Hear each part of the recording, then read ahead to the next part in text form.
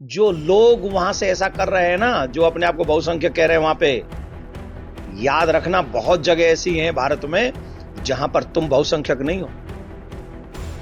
और जहां बहुसंख्यक तुम नहीं हो, अगर वही विषय जो तुम वहां पर कर रहे हो अगर यहां पर शुरू हो गया, फिर क्या होगा? क्या होगा? यहां पर बहुत ऑलमोस्ट देश में तुम अल्पसंख्यक हो।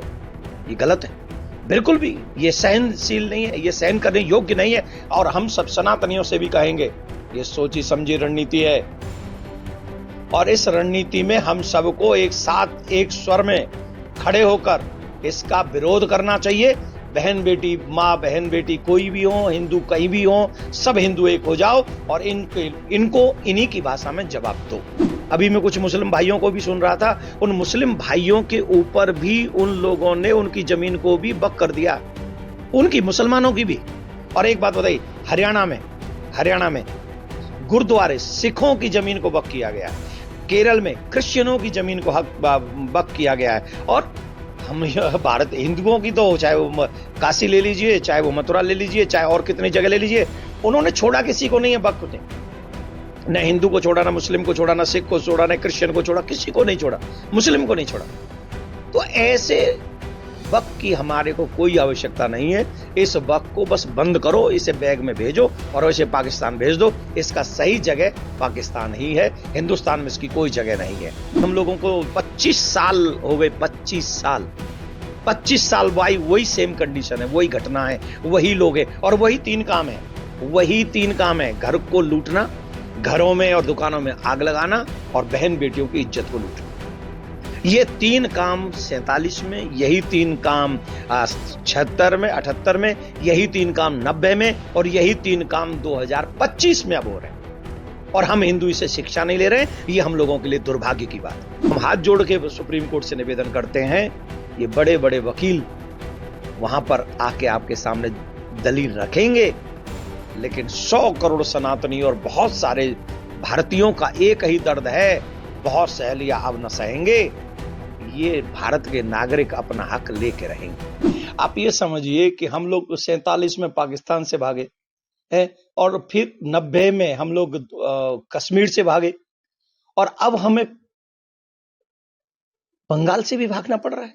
हम बांग्लादेश से ऑलरेडी कुछ ही महीने पहले भागे और फिर हम लोगों को बंगाल से भागना पड़ रहा है।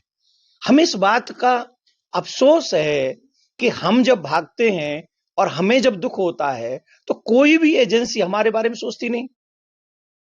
बड़े बड़े नेता जो फिलिस्तीन की जय बोलते हैं, बड़े बड़े लोग जो फिलिस्तीन का बैग उठाते हैं, जब हिंदुओं पे अत्याचार होता है, चाहे बंगाल में हो, चाहे बांग्लादेश में हो, चाहे कश्मीर में हो, सबकी बोलती बंद हो जाती है।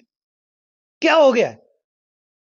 क्या हम ये समझे कि हिंदुओं का कोई रक्षक नहीं है, या ये समझे कि हिंदू इस देश के नागरिक नहीं है, या हमको यह समझना चाहिए कि हिंदू के ऊपर कुछ भी होता रहेगा तथा कथित पार्टी और पार्टी के लोग बोलेंगे नहीं।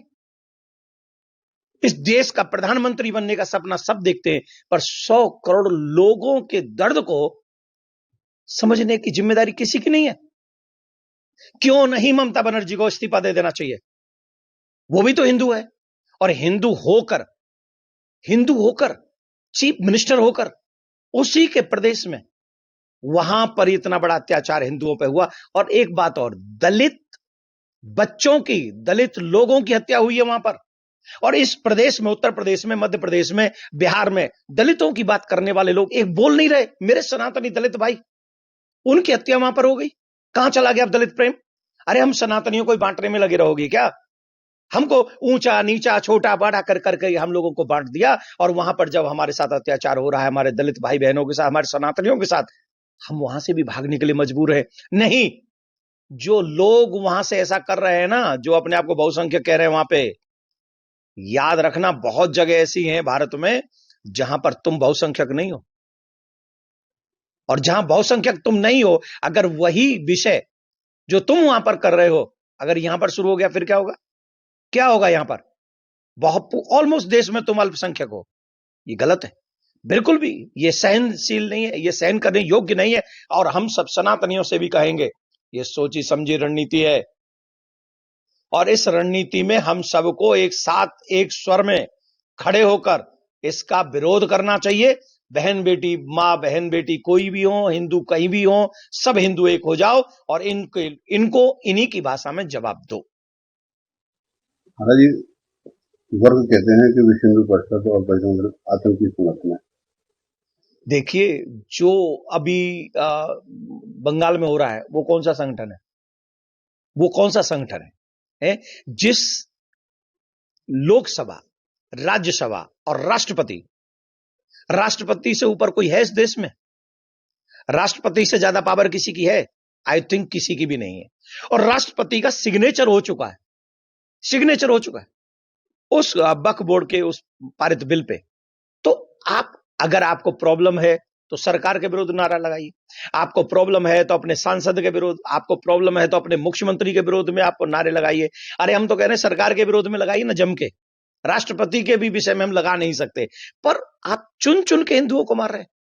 आप देख रहे हैं हिंदू का घर कौन सा है, आप देख रहे हैं कि क्या नाम है, हिंदू की गाड़ी कौन सी है, आप देख रहे हैं। अरे इतना दर्दनाक मंजर कहानी मैंने सुनी है।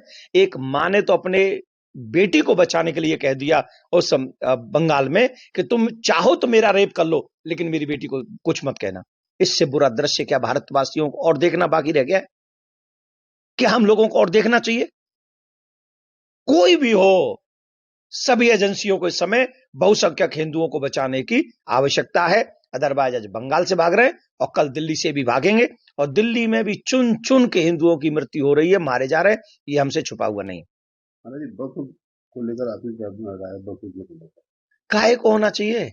अभी मैं कुछ मुस्लिम भाइयों को भी सुन रहा था, उन मुस्लिम भाइयों के ऊपर भी उन लोगों ने उनकी जमीन को भी वक्फ कर दिया, उनकी, मुसलमानों की भी। और एक बात बताइए, हरियाणा में गुरुद्वारे, सिखों की जमीन को वक्फ किया गया है। केरल में क्रिश्चियनों की जमीन को हक वक्फ किया गया है। और हम भारत हिंदुओं की तो, चाहे वो काशी ले लीजिए, चाहे वो मथुरा ले लीजिए, चाहे और कितनी जगह ले लीजिए, उन्होंने छोड़ा किसी को नहीं है वक्फ ने। न हिंदू को छोड़ा, ना मुस्लिम को छोड़ा, ना सिख को छोड़ा, ना क्रिश्चियन को छोड़ा, किसी को नहीं छोड़ा, मुस्लिम को नहीं छोड़ा। तो ऐसे वक्त की हमारे को कोई आवश्यकता नहीं है। इस वक्त को बस बंद करो, इसे बैग में भेजो और इसे पाकिस्तान भेज दो। इसका सही जगह पाकिस्तान ही है, हिंदुस्तान में इसकी कोई जगह नहीं है। महाराज जी, पलायन की स्थिति को देखा तो आज बंगाल में कभी एक पश्चिम में हुआ करता था। मैंने वही कहा है प्रारंभ में कि हम 47 में पाकिस्तान से भागे, 90 में हम कश्मीर से भागे, 78 में हम लोग यहां से भी भागे संबल से, और अब बंगाल से भी हम लोगों को 25 साल हो गए। 25 साल भाई, वही सेम कंडीशन है, वही घटना है, वही लोग है और वही तीन काम है। वही तीन काम है, घर को लूटना, घरों में और दुकानों में आग लगाना और बहन बेटियों की इज्जत को लूटना। ये तीन काम 47 में, यही तीन काम 76 में, 78 में, यही तीन काम 90 में, और यही तीन काम 2025 में अब हो रहे हैं। और हम हिंदू इसे शिक्षा नहीं ले रहे हैं। ये हम लोगों के लिए दुर्भाग्य की बात है। महाराज जी, अगर हम बात करें तो वक्फ में था कि आप उनके खिलाफ अपील नहीं कर सकते थे अगर उन्होंने कोई जगह मस्जिद कर दी है। आज वो सुप्रीम कोर्ट की शरण में है। सुप्रीम कोर्ट से भी फौरी तौर पर देखा गया है कुछ राहत की बात है। हमको आशा है कि सुप्रीम कोर्ट, क्योंकि उससे ऊपर कुछ नहीं है, राष्ट्रपति से ऊपर कुछ नहीं है, और सुप्रीम कोर्ट अपने आप में बहुत बड़ी, हम लोगों के लिए तो आस्था का प्रतीक है। लेकिन एक आशा अवश्य रखेंगे, हिंदू, मुस्लिम, सिख, ईसाई, क्रिश्चियन, सबके ऊपर, सबके ऊपर इस वक्फ रूपी शैतान का जो भय है, भय ही नहीं है, ये सब सताए हुए हैं उस वक्फ के। तो हम आशा करते हैं कि सुप्रीम कोर्ट से हाथ जोड़ के प्रार्थना करते हैं, हिंदू, मुस्लिम, सिख, ईसाई, क्रिश्चियन, इन सब के दर्द को समझा जाए। 1500 साल पुराना मंदिर, पूरा गांव, गुरुद्वारा, क्रिश्चियनों की वो चर्च और मुसलमानों के घर, ये सब वक्फ ने अपने अपने कब्जे में लेने का प्रयास किया है। तो हम हाथ जोड़ के सुप्रीम कोर्ट से निवेदन करते हैं, ये बड़े बड़े वकील वहां पर आके आपके सामने दलील रखेंगे, लेकिन 100 करोड़ सनातनी और बहुत सारे भारतीयों का एक ही दर्द है, बहुत सह लिया अब न सहेंगे। ये भारत के नागरिक अपना हक लेके रहेंगे। धन्यवाद। महाराज जी, कुछ मुस्लिम भी पक्ष में दिखाई देते हैं बिल के। हाँ, तो वो मैंने अभी क्या कहा, मुसलमानों को भी सताया जा रहा है ना इस, उनकी भी जमीन, जो बेचारी विधवाएं हैं, जिनका कोई पति नहीं है, अरे कोई धमकी दे के हत्या लेते हैं। अरे भाई, कई कई हजार करोड़ की संपत्ति, 200-250 लोग हैं जिन्होंने वक्फ बोर्ड को पूरा अपना मास्टरमाइंड बना रखा है।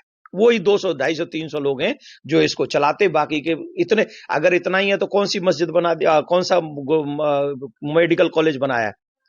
एक वक्फ बोर्ड का मेडिकल कॉलेज बता दीजिए, एक कोई ऐसा कॉलेज जहां से वो बच्चे पढ़ रहे हो, मुसलमानों के बच्चे पढ़ रहे हो, कोई ऐसी जगह बता दीजिए। कुछ नहीं मिलेगा, सिर्फ और सिर्फ इसकी जगह उसको दे दी, उसकी जगह उसको दे दी, कि यार हमें से मतलब नहीं, सरकार का काम है, हमें उससे कोई मतलब नहीं, उन्हें जो करना है अपने वक्त का करें, लेकिन हमारी जगहों को अपना न कहें, भारत की संपत्ति को अपना न कहें। और एक और बात बता दें आपको, हमारे भागवत पुराण में, अनेक पुराण में, वामन पुराण में एक कथा आती है जो सच्ची कथा है।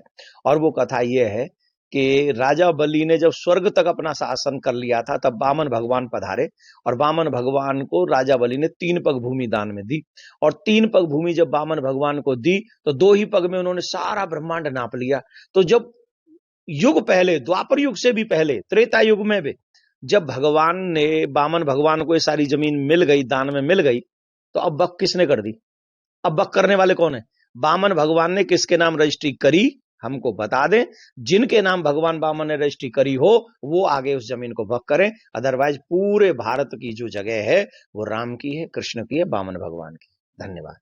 सनातन बोर्ड की मांग को लेकर क्या कुछ? सनातन बोर्ड बन के रहेगा, जब तक नहीं बनेगा तब तक लड़ाई जारी रहेगी। कृष्ण भूमि बनेगी, जामा मस्जिद के सीढ़ियों के नीचे से ठाकुर जी को ला के रहेंगे, चाहे उसके लिए हमें कितनी भी लंबी लड़ाई लड़नी पड़े। अयोध्या में उत्सव हो चुका है, मथुरा में जब तक उत्सव नहीं होगा तब तक लड़ाई जारी रहेगी। जामा मस्जिद की सीढ़ियों की जांच करवा के रहेंगे, और ठाकुर जी के नंद के आनंद भय जय कन्हैया लाल की मंदिर बनने के बाद भी वो मंदिर सब सुरक्षित रहे, इसके लिए सनातन बोर्ड की आवश्यकता है, और वो बनेगा, आज नहीं तो कल। हमें ऐसी आशा है, भारत की सरकार से बहुत बड़ी आशा है।